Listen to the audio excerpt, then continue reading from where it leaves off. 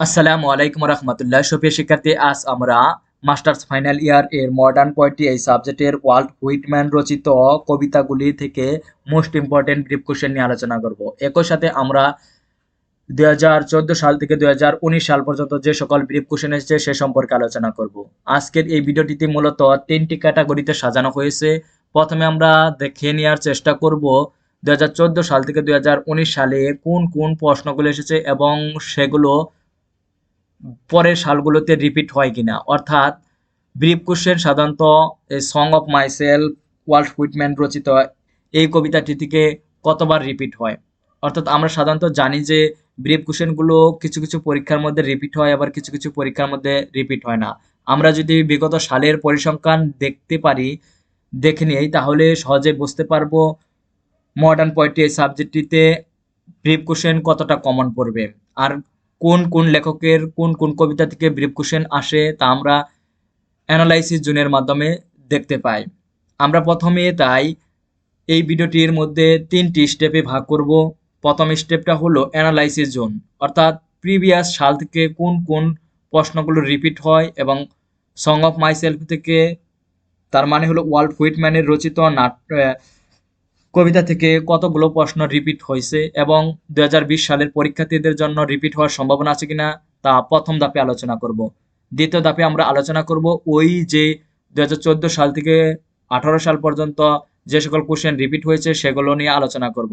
এই দ্বিতীয় ধাপটি তোমাদের জন্য খুবই ইম্পর্টেন্ট, কারণ এই দ্বিতীয় ধাপটি থেকে তোমরা কমন পাবে। তৃতীয় ধাপে আমরা আলোচনা করব মোস্ট ইম্পর্টেন্ট কোশ্চেন, ব্রিফ কোশ্চেনগুলো নিয়ে, যেগুলো বিভিন্ন টেস্ট পেপারে অর্থাৎ টেস্ট পরীক্ষার মধ্যে এসেছে এবং সেট সাজেশন থেকে আমরা মোস্ট ইম্পর্টেন্ট কোশ্চেনগুলো তৃতীয় ভাগে বিভক্ত করব। তো আসা শুরু করছি আজকের মূল আলোচনা। প্রথমে আমরা দেখে নিচ্ছি অ্যানালাইসিস জোন, তার মানে হলো প্রিভিয়াস কোশ্চেন 2014 সাল থেকে 2018 সাল পর্যন্ত যে সকল পরীক্ষা হয়েছে সেখান থেকে কতবার বা কেমন প্রশ্ন রিপিট হয়। আমরা 2014 সালে দেখেছি যে সং অফ মাইসেলফ, তার মানে হলো ওয়াল্ট হুইটম্যান থেকে একটি কোশ্চেন এসেছিল। 2014 সাল থেকে একটি কোশ্চেন এসেছিল। ওই কোশ্চেনটি 2017 সালে আবার রিপিট হয়েছে। 2015 সালে সং অফ মাইসেলফ, তার মানে হলো ওয়াল্ট হুইটম্যান, এই কবি থেকে 15 সালে একটি কোশ্চেন রিপিট হয়েছে, একটি কোশ্চেন এসেছিল এবং তা কোনোবার রিপিট হয়নি। 16 সালে 2টি কোশ্চেন এসেছিল, সং অফ মাইসেলফ থেকে 2টি কোশ্চেন এসেছে 16 সালে, এবং এই 2টি কোশ্চেনই 2018 এবং 19 সালে রিপিট হয়েছে। একটি কোশ্চেন 2018 সালে রিপিট হয়েছে, অন্যটি কোশ্চেন 2019 সালে রিপিট হয়েছে।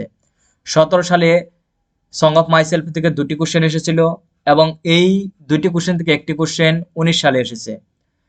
18 সালে 2টি কোশ্চেন রিপিট হয়েছে এবং তা এখনো আর রিপিট হয়নি। তার পরবর্তী সালের পরীক্ষা, যেহেতু 19 সালের পরীক্ষার মধ্যে রিপিট হবে না, 20 সালের সম্ভাবনা রয়েছে। সুপ্রিয় শিক্ষার্থী, এখানে আমরা দেখতে পেলাম যে 14 এবং 15 সালে একটি করে কোশ্চেন এই সং অফ মাইসেলফ থেকে এসেছিল এবং 15 সাল, 16 সাল, 17 সাল এবং 18 সালে 2টি করে কোশ্চেন এসেছিল। তার মানে হলো যারা 20 সালে পরীক্ষা দিবে তারাও এই সং অফ মাইসেলফ থেকে 2টি কোশ্চেন, ব্রিফ কোশ্চেন কমন পাবে। তাই যারা ব্রিফ কোশ্চেনে ভালো করতে চাও, অবশ্যই তোমরা ওয়াল্ট হুইটম্যানের সং অফ মাইসেলফ এই কবিতাটির যতগুলো ব্রিফ রয়েছে সবগুলো ভালোভাবে পড়বে। আমরা দেখতে পেয়েছি 16 সাল থেকে 19 সাল পর্যন্ত প্রতিটা বছরে এখান থেকে 2টি করে কোশ্চেন এসেছে। আমরা এখন দেখার চেষ্টা করব যে কোন কোশ্চেনগুলো তোমাদের জন্য মোস্ট ইম্পর্টেন্ট। এখানে 2015 সালে যে একটি কোশ্চেন এসেছে এটা 2020 সালের পরীক্ষার্থীদের জন্য কমন, এবং 16 সালে যে একটি কোশ্চেন এসেছে এটাও তোমাদের জন্য কমন। আর 18 সালে 2 নাম্বার যে কোশ্চেন রয়েছে ওটাও কমন। একই সাথে 2014 সালে যে একটি কোশ্চেন এসেছে ওইটাই কিন্তু আবার 17 সালে রিপিট হয়েছে। ওই কোশ্চেনটিও তোমাদের 20 সালের পরীক্ষার্থীদের জন্য খুবই কমন। সেগুলো আমরা আজকে আলোচনা করব। আর আজকের এই ভিডিওটি আমরা বাংলা অনুবাদ সহ আলোচনা করব, যাতে তোমরা প্রথম দেখাতেই সহজে বুঝতে পারো। তোমরা যদি আমাদের সকল সাবজেক্টের ব্রিফ কোশ্চেন এর সাজেশন পেতে চাও তাহলে নিচের দেখানো স্ক্রল করা নাম্বারে আমাদের সাথে যোগাযোগ করতে পারো। সবগুলো 7টি সাবজেক্টের প্রাইস মাত্র 50 টাকা দিয়ে সেগুলো অর্ডার করতে পারবে। আর তোমরা হয়তো জানো সেট সাজেশনের ব্রিফ কোশ্চেনের আনসারগুলো অনেক কঠিন থাকে, তাই আমরা সহজ সাবলীল ভাষায় সেগুলোর উত্তর করার চেষ্টা করেছি আজকের এই ভিডিওটিতে। এছাড়া আমাদের পিডিএফ ফাইলের মধ্যেও সেগুলো খুব সহজে অ্যানালাইসিস জোনের মাধ্যমে অন্তর্ভুক্ত রয়েছে, তোমরা চাইলে কনফার্ম করতে পারো। তো আসা শুরু করছি 1 নম্বর কোশ্চেন দিয়ে। 1 নম্বর কোশ্চেনটি 2014 সালে এসেছিল। কোশ্চেনটি হলো, what is the basic symbol of the poem song of myself. কোশ্চেনটির অর্থ হলো, এই সং অফ মাইসেলফ এই কবিতার মৌলিক প্রতীকটা কি? এই সং অফ মাইসেলফ কবিতার মৌলিক প্রতীক হলো আই, অর্থাৎ আই দ্বারা কবি নিজেকেই বোঝানো হয়েছে। 2 নম্বর কোশ্চেনটি 100% কমন। কোশ্চেনটি হলো, what is Walt Whitman's idea of the immortality of the soul. কোশ্চেনটি 15 সালে এসেছিল। কোশ্চেনটি 20 সালের পরীক্ষার্থীদের জন্য খুবই খুবই কমন। আত্মার অমরত্ব সম্পর্কে ওয়াল্ট হুইটম্যানের ধারণাটা কি ছিল? Answer, he believes that the soul merge with the divine souls after the release from death.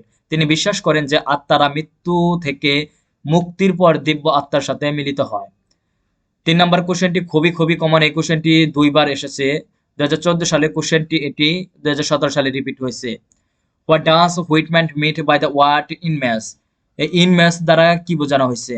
এই ইন ম্যাস দ্বারা অল টুগেদারকে, সকলকে বোঝানো হয়েছে। 4 নম্বর কোশ্চেনটি 100% কমন। এই কোশ্চেনটি রিপিট হওয়ার সম্ভাবনা রয়েছে। In what sense does grass symbolize democracy. অর্থাৎ কোন অর্থে ঘাস গণতন্ত্রের প্রতীক।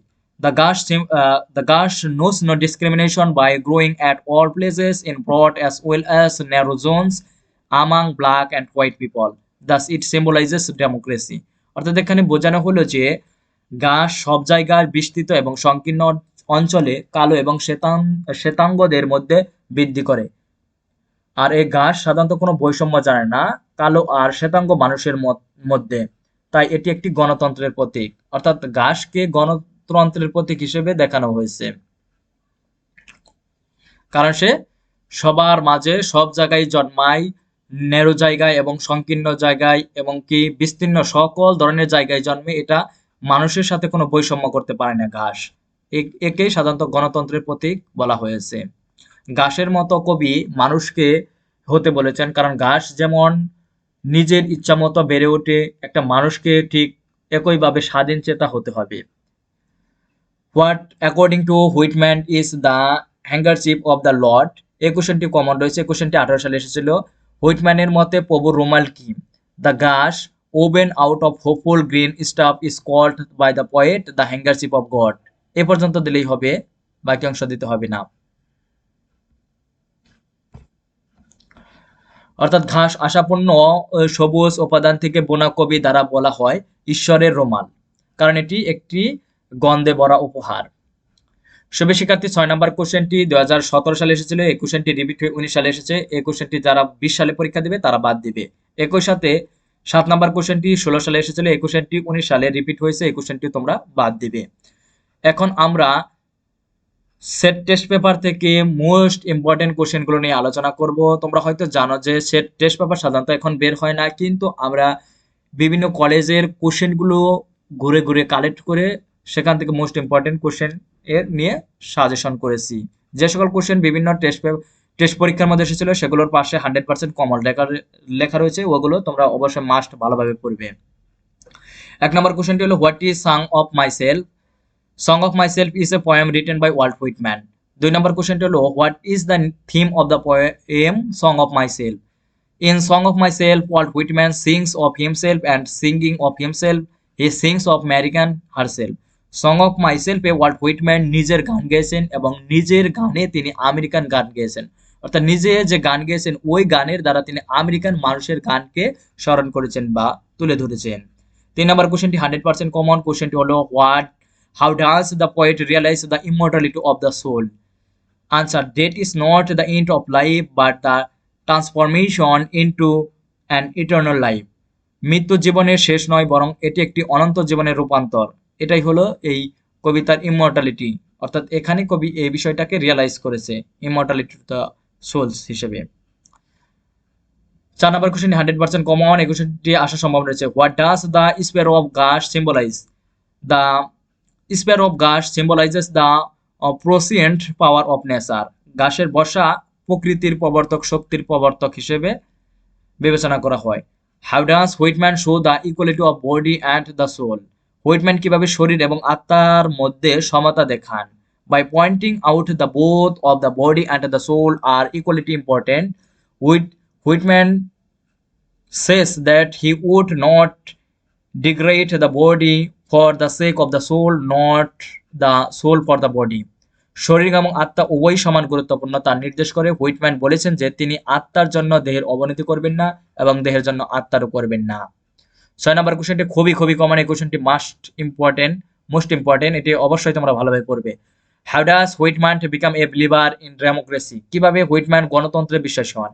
Whitman becomes a believer in democracy by realizing that all men are his brothers and all women are his sisters.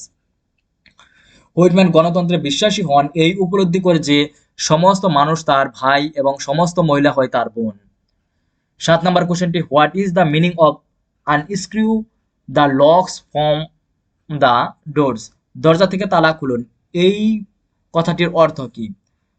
The poet does not like those obstacles which comes in the way of the union of souls. আত্মার মিলনের পথে যে বাধা বা অন্তরায় আসে তা কবি পছন্দ করেন না। আর এইটাই হলো এই কবিতার এই লাইনটার মূল theme.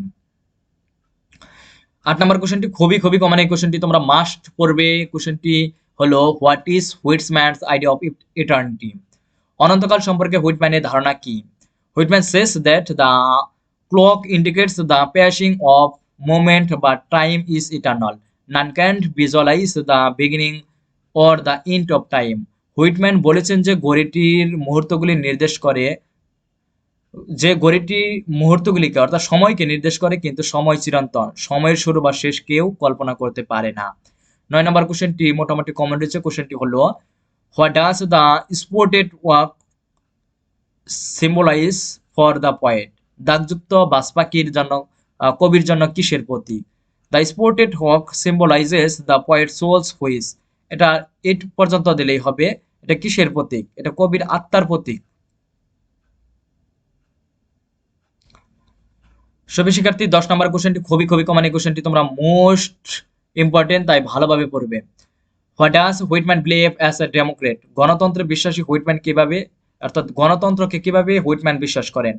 As a democrat Whitman believes in the inherent dignity and equality of all man. একজন গণতান্ত্রিক হিসেবে হুইটম্যান সকল পুরুষের সহজাত মর্যাদা এবং সমতায় বিশ্বাস করেন। সবই শিক্ষার্থী 11 নম্বর কোশ্চেনটি খুবই কমন, এই কোশ্চেনটি ভালোভাবে পড়বে।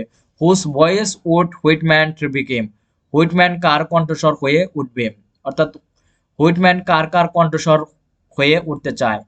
Whitman would become the voice of slaves, prisoners, thieves, dwarves, the sick and sufferings. Whitman দাস, বন্দী, চোর, বামন, অসুস্থ এবং কষ্টভোগীদের কণ্ঠস্বর হয়ে উঠবে, অর্থাৎ তারা যে ভাষায় কথা বলে তাদের মতো সে ভাষায় কথা বলতে চায়। 12 নম্বর কোশ্চেনটি খুবই কমন, এই কোশ্চেনটি আসার সম্ভাবনা রয়েছে। How according to the Whitman can a man be hero? হুইটম্যানের মতে কিভাবে একজন মানুষ নায়ক হতে পারে? Answer, according to Whitman, a man can be a hero not by starting a business or holding a big offense, but by having sympathetic attitude in life. হুইটম্যানের মতে একজন মানুষ ব্যবসা শুরু করে বা বড় পদে অধিষ্ঠিত হয়ে নয়, বরং জীবনের অনুভূতিশীল মনোভাবের মাধ্যমে নায়ক হতে পারে। শুভ শিক্ষার্থী, আজ এ পর্যন্ত। এরপর আমরা পরবর্তী রাইটারদের সকল প্রকার ব্রিফ কোশ্চেন নিয়ে আলোচনা করব। ততক্ষণ তোমরা সবাই সুস্থ থাকো, ভালো থাকো, এই প্রত্যাশা আজকের মতো। আল্লাহ হাফেজ।